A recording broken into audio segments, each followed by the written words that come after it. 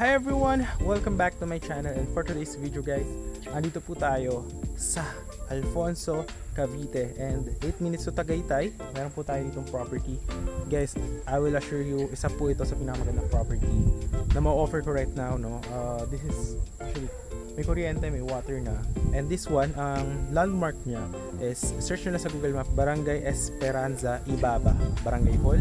So katabi lang nito yung property. So ito siya, may mga concrete road, yan. Electricity, water, may LTE signal, may mga kapitbahay. Malakas ang tubig, you know. And going to Tagaytay, sa Antonio's breakfast is around 8 minutes.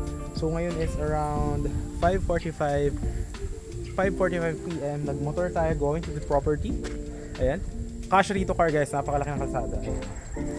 Tapos papaliparan ko ng drone shot mamaya if gaano to accessible to the Barangay Road. Siguro mga 2 minutes going to Barangay Road, going to Tagaytay mga 8 minutes.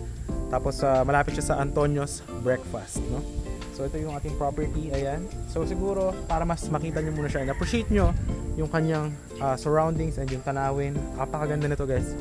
May mga pinyahan pa na what do you call this, view doon sa likod. May balcony and may second floor, may ground floor pa. So yeah, we will go there.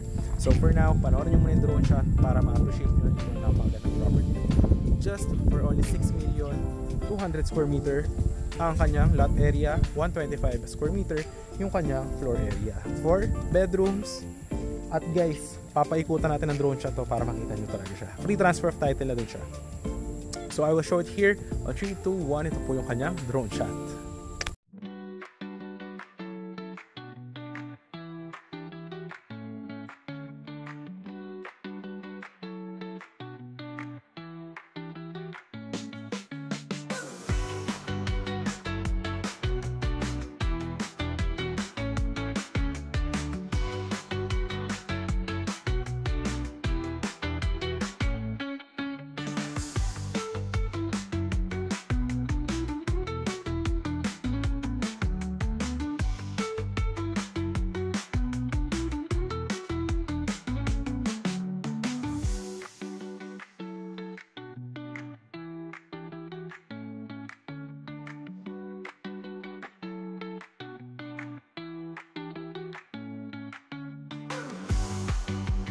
So yun guys, nakita nyo naman drone shot niya. Napakalapit niya na sa Tagaytay. If you saw it, Barangay Hall, Esperanza Ibaba, Alfonso, going to Tagaytay, 8 minutes to 10 minutes, that's it. Very cold weather guys, and napakatahimik ng surroundings guys. So ito, kasya rito 3 car. Ayan o. Ito yung parking area. Ayan yung kapitbahay. End lot na yan guys eh. Ayan o, tingnan nyo. So here, yan. Kita nyo yung view. Ayan. Kasya rito 3 sasakyan. 1, 2, 3. Ayan. So for only 6 million guys, 200 square meter. And ito agad yung bubungod sa inyo, di ba? Napakaganda. Ayan. And ayan guys, kompleto na yan with the sliding windows. Napakaganda mga bathroom. Ayan. So pipinturahan pa po ito, no? Ayusin pa po yan. So ito siya. Napakaganda.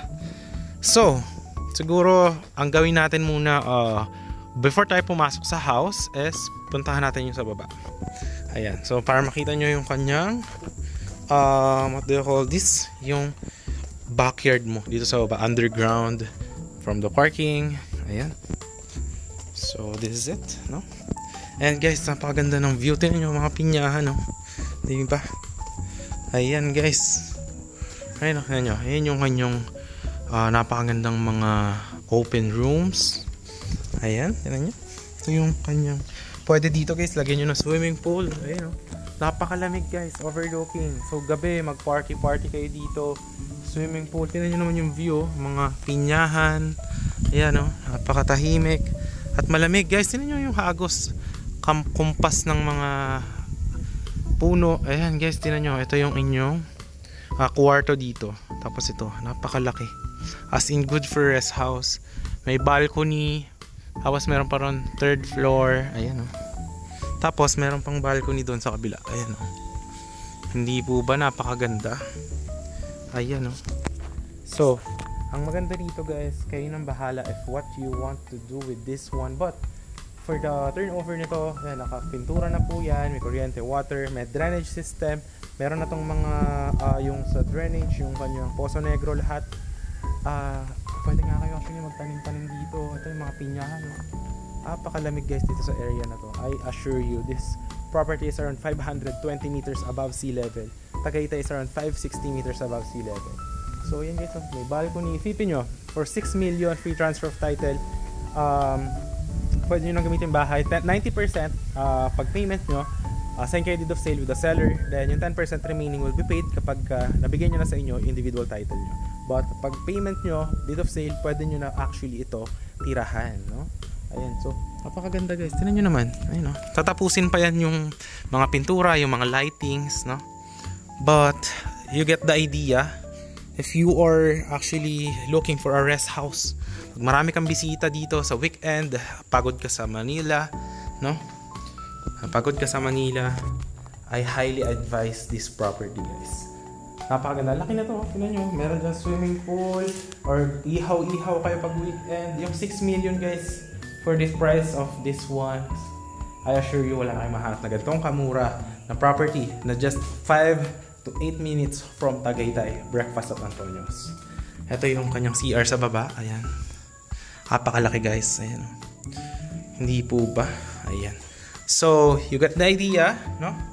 Alright. So, tapos na tayo dyan sa may tour dito sa baba. Alright. So, ngayon, akyat naman tayo. Puntahan naman natin yung dito sa may living room going to the 3rd floor. So, tara, let's go. Napakaganda guys. Tignan mo naman, no? Alam mo yun, yung amoy ba? Yung parking.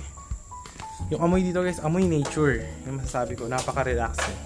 Ito tayo sa pinto. Alright, naka-sliding lahat. Alright, pasok tayo dito. Okay, ito yung living room. Ayan, napakalaki ng living room guys. Ayan, meron na rin mga faucet. Tapos yan, modern na rin yung kanyang electricity breaker. Yung kanyang CR. Ito guys, modern look of the restroom. Ayan, ito yung first bathroom, no? So, yung kanina, sa baba, pangalawang bathroom yun. Alright. Ito yung napakagandang living room. Tignan mo. Ayan yung view dito. So, ito, lalagyan na sliding windows din to. Ayan. Alright. So, let's now go here. Ito naman yung parang, kumbaga, maganda to gawin master's bedroom eh. Tignan nyo. Ayan. May sariling CR dito. Ayan. Ito yung pangatlong CR. Ayan. So, yan. Actually, ang ganda, no? Ayan. Though, tatapusin, lalagyan na exhaust. Ito yung kanyang shower, lalagyan dyan. Tapos dito, kung ano pa yung mga tatapusin. Actually, kung may suggestion kayo, pwede natin i-suggest yan kay seller.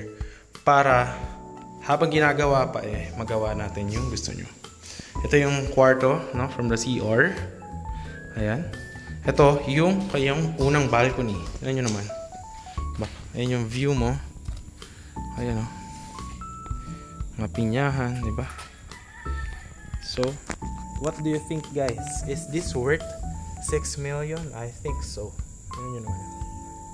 Mag-relax ka dito after your stressful business or work, no? Napakaganda. Actually, malamig dito guys, lalo pagkagabi. At umaga, magkape-kape ka. You are thinking about your family, you know? Your grandpa, your grandma, meron kayong ganitong pangarap. 200 square meter guys. Ang ganda. Ito yung balcony. Labig. Diba? Tapos yung view dito sa likod. So tara, akit naman tayo doon sa may 3rd floor. Let's go. So ngayon, dito tayo. Galing tayo doon sa may, ito yung kitchen, ito yung living area. Ayan. So akit naman tayo sa 3rd floor. Alright. Ito, may dalawang bintana, guys. Ayan, napakaganda. Ito yung inyong room. Ayan, ganda guys. Oh. So, ito yung inyong bintana. Lalagyan din ng sliding windows here. Ayan, oh. Ayan yung mga makikita nyo yung kapitbahay. Ayan. You know, napaka-relaxing. Ayan, kita nyo? And may sliding windows din dyan. And then, dito yung inyong terrace. Ayan. Ito siya.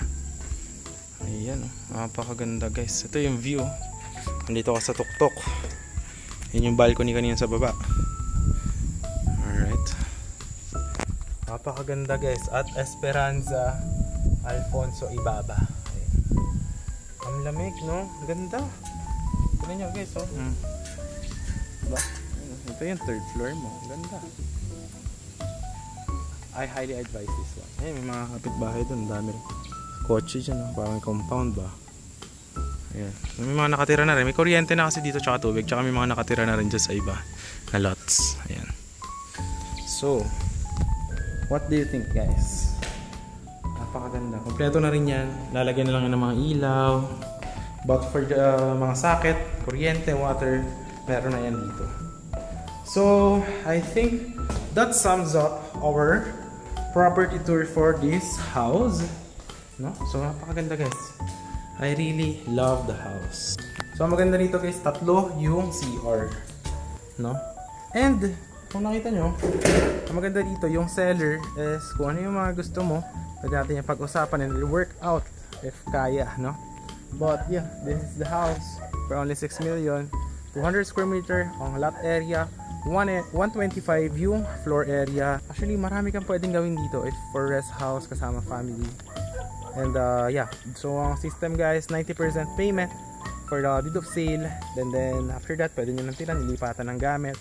The 10% remaining will be paid kapag nabigyan na sa inyo individual title nitong lot, itong property na to. So yun, that sums our house tour of this one. If you do like this one, kindly hit yung thumbs up, share more to other people, and if you are interested, message mo ko sa Viber or WhatsApp, and I hope ma-assist ko kayo sa pagbili itong napakagandang housing lot na ito.